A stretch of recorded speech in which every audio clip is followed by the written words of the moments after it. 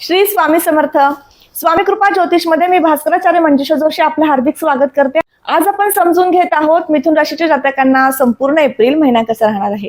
या एप्रिल महिन्यामध्ये तुम्हाला कोणती कार्य हाती घ्यायची आहेत, त्यासाठी तुम्हाला स्वतःला आत्मविश्वास कसा राहणार आहे, तुमचा शिक्षण योग, आरोग्य योग, वाहन वास्तू योग आणि त्याचबरोबर विवाह योग याबद्दलची सुद्धा माहिती आपण आता समजून घेत आहोत. त्याबरोबरच शनिदेवांचं महापरिवर्तन घडलंय 29 मार्चला. मग ते तुमच्यासाठी कसं आहे यासाठीचा संपूर्ण माहितीपूर्ण व्हिडिओ तुमच्यासाठी खास केलेला आहे. आपल्या या YouTube चॅनलवरती तो अपलोडेड आहे, नक्की जाऊन तोही पहा. आत्ताच्या या व्हिडिओमध्ये सुद्धा तुम्हाला शनिदेवांची काही विशिष्ट उपासना करणं आवश्यक आहे का, त्याबद्दलची सुद्धा माहिती जाणून घेत आहोत. चला तर मग माहितीला सुरुवात करूयात. लग्नस्थानापासून माहितीला सुरुवात करूयात.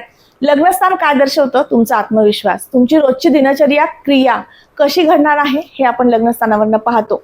लग्नस्थानामध्ये असणारी बुधदेवांची रास, बुधांचं गोचर मीनेतनं होतंय, बुधदेव निश्चितनं गोचर करतायत. त्यामुळे थोडासा तुम्हाला स्वभावामध्ये तापटपणा, आळशीपणा किंवा जास्त उत्साहीपणा असे संमिश्र फळ तुम्हाला या महिन्यात मिळणार आहे. कधी तुम्ही अति उत्साहाने काम करणार आहात, तर कधी तुम्हाला थोडासा अस्वस्थपणा जास्त जाणवू शकतो. हे फळ का मिळतंय? तर तुमच्या कुंडलीतील लग्नस्थानाचे अधिपती बुधदेव हे निश्चितनं गोचर करतायत म्हणून. त्याचबरोबर लग्नस्थानाचे अधिपती जेव्हा राहुयुक्त गोचर करतात आणि रवियुक्त राहुयुक्त ज्यावेळेस बुधदेव असतात, त्यावेळेस ग्रहणदोष निर्माण होतो. आणि हा ग्रहणदोषाचा हा परिणाम आहे की तुम्हाला एखाद्या वेळेस खूप प्रसन्न वाटणं, एखादा दिवस खूप डाऊन होणं, कामामधील अपयश निर्माण होणं किंवा कामाची एकसंगता कमी होणं, असे काहीसे परिणामकारक फळ तुम्हाला या महिन्यात दिसून येणार आहेत.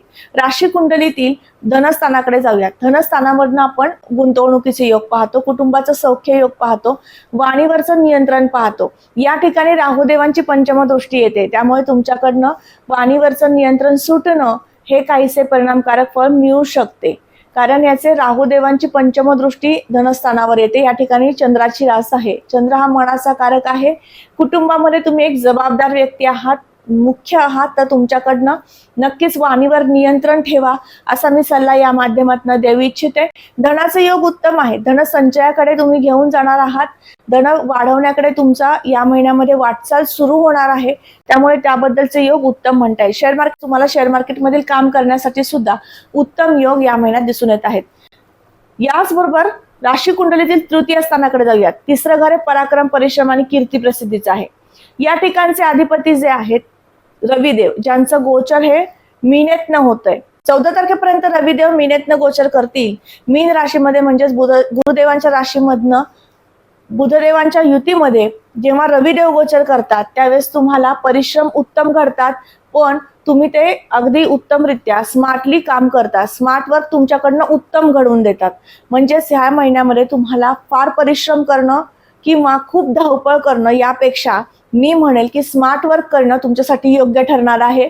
आणि त्या माध्यमातून तुम्हाला कीर्ती प्रसिद्धी सुद्धा प्राप्त होऊ शकते, धन सुद्धा प्राप्त होऊ शकतं. वास्तू आणि वाहनाचं सौख्य आपण 4थ्या घरावरनं पाहतो. या ठिकाणी केतुदेवांची उपस्थिती आहे. याचे अधिपती बुधदेव आहेत, जे दशमातनं गोचर करतायत. सप्तम दृष्टीने ते चतुर्थाला पाहतायत. त्यामुळे नवीन वास्तू, वाहन खरेदीसाठीचे योग मध्यम स्वरूपातील आहेत.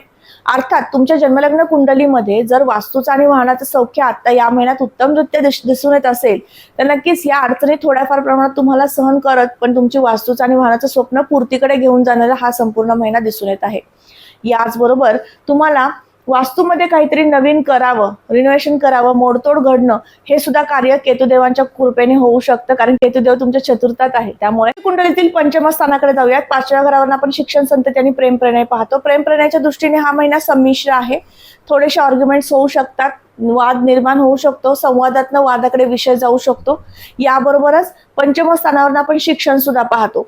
एक जर तुम्ही शिक्षक वृंद म्हणून काम करता, तुम्हाला या महिन्यात लाभाची संधी सुद्धा आहे आणि प्रसिद्धीची संधी सुद्धा आहे. कारण राहुयुक्त शुक्रदेव आहेत, त्यामुळे तुम्हाला तुमचं कार्य गुणगौरवापर्यंत घेऊन जाणं आणि एखाद्या कामाचा विशेष गौरव होणं असे शुभ संकेत निर्माण करून देतील. त्याचबरोबर शिक्षण घेणाऱ्या विद्यार्थी वर्गासाठी सुद्धा हा महिना उत्तम आहे. तुम्ही तुमचं शिक्षणाचं कार्य उत्तमरित्या करू शकणार आहात. नवीन शिक्षण काहीतरी अर्जित करावं अशी जिज्ञासा निर्माण होऊ शकते. शिक्षणामधील संशोधक वृत्ती जी हवी असते की कुठलीही गोष्ट हे असंच का, ह्याचं उत्तर हेच का, हे समजून घेणं आणि त्या माध्यमातून पुन्हा त्या उत्तराकडे तुम्ही जाणं किंवा तो अभ्यास तुम्ही पूर्ण स्वतःमध्ये आत्मसात करणं, ही क्रिया करण्यासाठी पंचमस्थानाचे अधिपती शुक्रदेव राहुयुक्त आहेत. हे अतिशय विशिष्ट चांगलं फळ तुम्हाला देऊ शकतात. पंचमस्थानावरून आपण संतान सौख्य पण पाहतो, तर त्या दृष्टीने सुद्धा हा महिना उत्तम आहे. तुमच्या संततीचे सहकार्य तुम्हाला मिळेल. तुम्ही जर एखादं कार्य हाती घेतलं आहे जे बिझनेस संदर्भातलं आहे, तर त्यांचं मार्गदर्शन आणि सहकार्य अशा दोन्ही गोष्टी तुम्हाला प्राप्त होऊ शकतात आणि तुम्ही तुमचा बिझनेस डेव्हलप करू शकाल. षष्ठ स्थानाचे अधिपती लग्न स्थानात गेल्यामुळे तुमचा आत्मविश्वास कमी होतो किंवा करू की नको, माझ्याकडनं होईल की नाही असा संभ्रम निर्माण होतो. म्हणून सांगितलं की तुम्हाला 2 गोष्टी करायच्या आहेत. स्वतःला रोज मोटिवेशन देणं गरजेचं आहे की मी हे करू शकतो, माझ्याकडनं हे होणार आहे. आपल्या स्वतःला सांगणं पण फार महत्वाचं आहे. याचबरोबर स्पर्धक आणि हितशत्रू निर्माण होणारे प्रसंग या महिन्यात वारंवार दिसून येत आहेत. पण काळजी चिंता नसावी, कारण राहुयुक्त शनिदेव आहेत, त्यामुळे त्यावरती मात नक्कीच होऊ शकणार आहे. हितशत्रू निर्माण जरी झाले तरी सुद्धा तुम्ही त्याच्यावरती नक्की मात करू शकणार आहात. जोडदाराचं सौख्य पाहतो. या ठिकाणचे अधिपती गुरुदेव आहेत, जे व्ययातनं गोचर करतायत 12व्या घरातनं. त्यामुळे पतीसोबत किंवा पत्नीसोबत मतवैचारिकता होणं, मतभेद होणं, एखाद्या गोष्ट त्यांना तुम्हाला सांगायची आहे, समजावून सांगायची आहे, पण त्या पद्धतीने न सांगितली जाणं आणि त्यामुळे वादाचे प्रसंग उभे राहणं, असे काहीसे प्रश्न तुम्हाला उभे राहत असतील. पण काळजी चिंता नसावी, हा अगदी अल्प काळ राहिलेला आहे. 15 मे पर्यंत तुम्हाला हा त्रास असू शकतो, कारण तुम्हाला 12वा गुरु सुरू आहे. सप्तम स्थानाचे अधिपती जेव्हा 12व्या स्थानातनं गोचर करतात त्यावेळेस असे प्रसंग उभे करतात, पण तुम्ही बुद्धी कुशाग्रतेच्या जोरावरती यावरती मात नक्कीच करू शकता. राशी कुंडलीतील भाग्यस्थानाकडे जाऊयात. भाग्यस्थान हे भाग्योदय घडेल का, एखादं नवीन कार्य हाती घेतले तर त्यात मला यश मिळेल का, हे आपण सगळ्या गोष्टी आपण भाग्यस्थानावरनं पाहतो.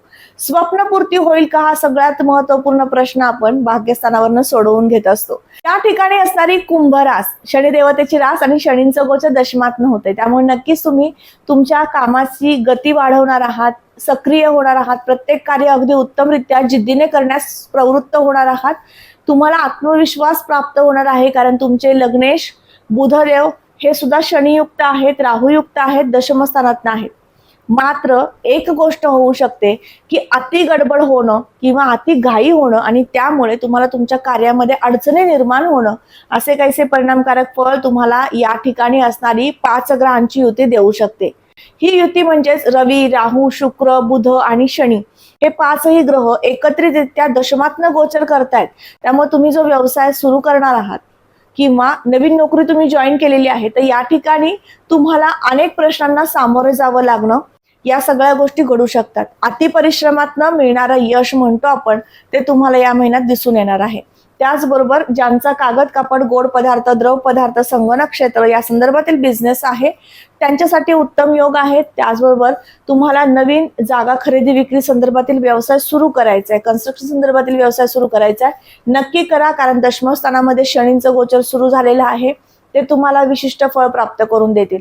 तुम्ही वास्तू संदर्भातलं काम करता, वाहन खरेदी विक्री संदर्भातलं काम करता, तर नक्कीच तुम्हाला सुद्धा यशाकडे घेऊन जाणारा हा सगळा प्रवास राहणार आहे शनी महाराजांच्या कृपेने.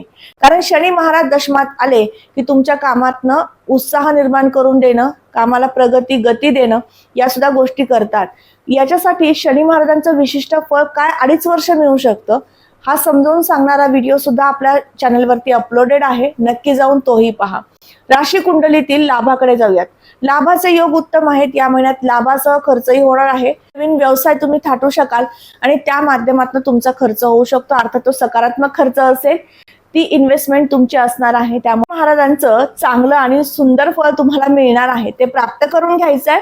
तर या महिन्यात थोडीशी उपासना करा, कारण शनिदेव हे राहुयुक्त आहेत, रवियुक्त आहेत, पापग्रहाने युक्त दृष्ट आहेत आणि गुरुदेव तुमच्या वेळस्थानात विराजमान आहेत. त्यामुळे आर्थिक अडचणी निर्माण होऊ शकतात. मग आता आपण उपासना काय करायची ते समजून घेऊयात. दत्त महाराजांची उपासना संपूर्ण महिनाभर करायचीच आहे आणि त्याचबरोबर शनिदेवांचं शनी स्तोत्र किंवा मारुती स्तोत्र वाचन करायचं आहे. संपूर्ण महिनाभर हा उपाय करा, नक्कीच तुमची कार्य मार्गी लागतील. तुम्हाला विवाह करायचा तर विवाहासाठी योग कसे आहेत ते पाहूयात. ज्यांना विवाह करायचा त्यांना 12वा गुरु सुरू आहे. तुमच्या जन्मलग्न कुंडलीमध्ये विवाहाचे योग जर सुरू असतील तर नक्कीच तुमचं विवाहाचं कार्य मार्गी लागू शकतं, विवाहाचं कार्य संपन्नही होऊ शकतं. मग तुम्हाला थोडीशी उपासना करणं ही आवश्यक आहे. कोणती करायची ते आपण आता समजून घेतलंय. दत्त महाराजांची उपासना करायची आहे. उपासनेत राहा, सेवेत राहा, महाराजांची सेवा करा, स्वामी समर्थांचं नाम घ्या. या माध्यमातून तुम्ही तुमचं कार्य अगदी उत्तमरित्या करू शकता आणि यश सुद्धा संपादन करून घेऊ शकता. तर तुम्हाला तुमच्या दैनंदिन जीवनशैली व्यतीत करताना काही अडचणी येत आहेत, समस्या येत आहेत, त्यावरनं तुम्हाला जावं लागतंय, मार्गदर्शनाची आवश्यकता वाटते, तर नक्की मला संपर्क करू शकता. त्यासाठी मी माझा संपर्क क्रमांक दिलेला आहे. ही संपूर्ण माहिती घेतली. आजचा हा व्हिडिओ तुम्हाला कसा वाटला नक्की कमेंट करून सांगा. कमेंटमध्ये श्री स्वामी समर्थ लिहिण्यास विसरू नका. तुम्ही आपल्या चॅनलवर नवीन असाल नक्की चॅनलला सबस्क्राईब करा, बेल आयकॉनला क्लिक करा. पुन्हा भेटूयात अशाच माहितीसह. तोपर्यंत मी आपली रजा घेते. श्री स्वामी समर्थ. जय जय स्वामी समर्थ. रामकृष्ण हरी.